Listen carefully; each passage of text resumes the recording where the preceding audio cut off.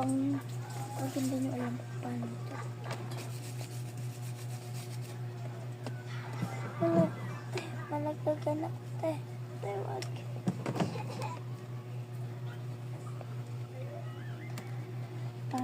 Wala.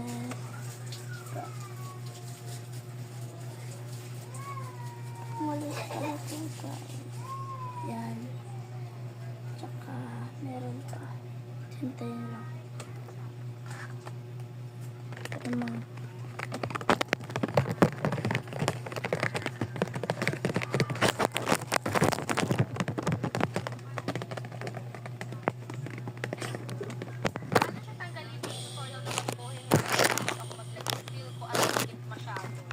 Yes, true naman yun. Mabigat talaga siya.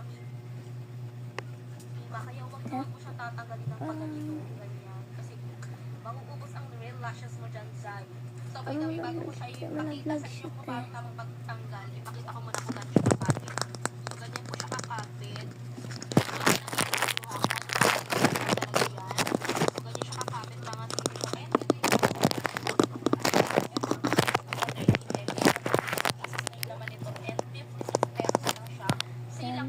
Maganda pa. So, ito na pa paano nga ba tamang pagtanggal. Huwag mo po siyang hihilain ng ganito.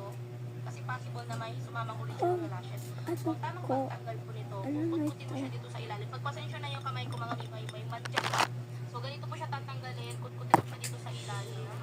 Putputin mo siya ng ganyan. Dahan-dahan lang. Tago. And then, pag nakita mo umiwalay na siya ng ganyan, sa mga na inilala.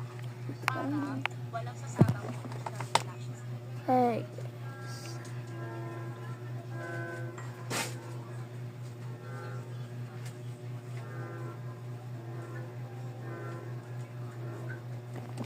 Diba? Last one bite.